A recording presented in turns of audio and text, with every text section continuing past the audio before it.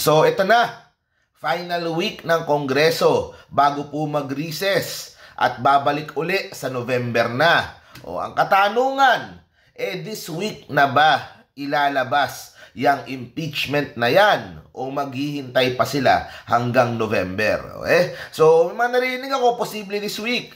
Pero pag nag-decide sila na sa November na lang, kung ano mang kadahilanan, sa November matutuloy yung impeachment.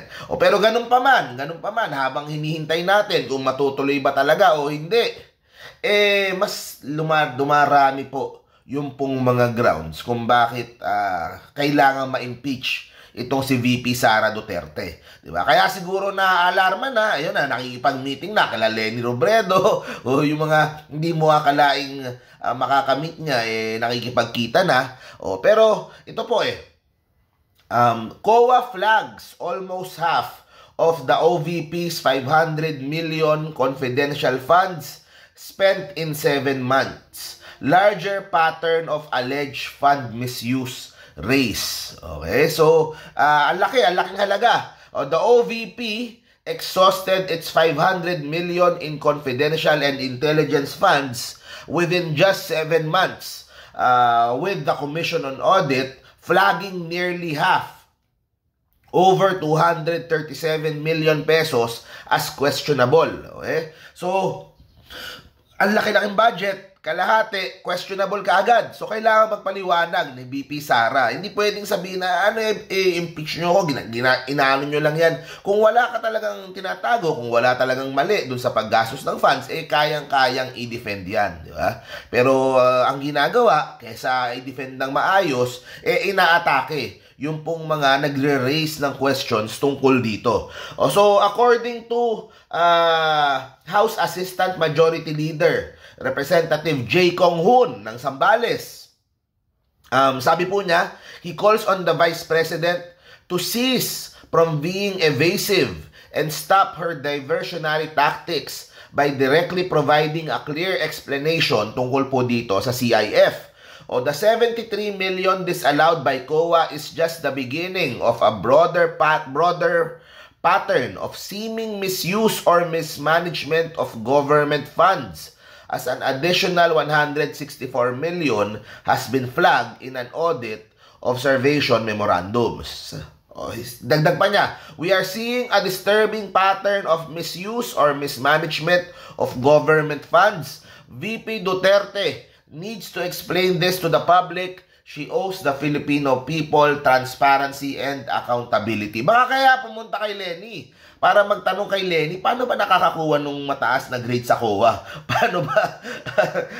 Pero simple lang yan, di ba? Huwag ka lang mangungurakot. Ayusin mo lang na maayos yung dapat maganda yung review sa iyo ng COA. Pero kailangan itong sagutin ng maayos ni VP Sara kung bakit ganyan yung lumalabas sa mga reports. COA flagged a total of 237 million from the OVP, with 73 million already disallowed and 164 million highlighted dun sa AOM. So dagdag pa niyan, ito. Meron pang komento. Ayan. The summary, Swansing, si Representative Swansing, also presented the summary of COA findings during the recent hearing of the House Committee on Good Government and Public Accountability, where the Vice President declined to participate by refusing to take her oath. O diba, mas kayong simpleng oath lang, hindi niya magawa, which is normal. Ang dami pang palusot kasi palusot witness o resource person, ang daming palusot. Nasabi na naman, napatunayan na naman yan sa korte na pareho lang, iisa lang yung nagpapalusot na lang. Kung wala ka na maitatago, kung hindi ka naman nagsisinungaling, bakit ayaw mong mag-oath doon po sa hearing na yon?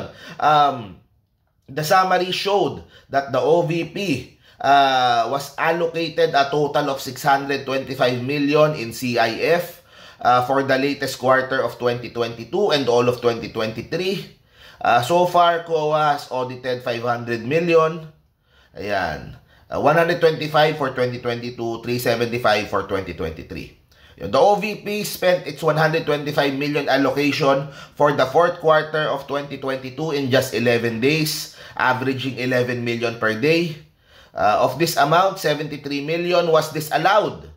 Ayan. And which has directed the OVP and other accountable officials to settle the amount. So, ang dami ng mga questionable talaga. Swansing summary indicated that auditors flagged expenses totaling 67 million pesos or 53.6% of the allocated amount for that quarter.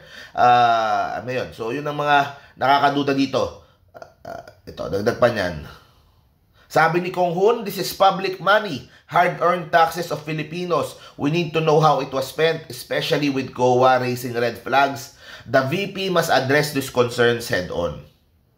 O, yun. Ito.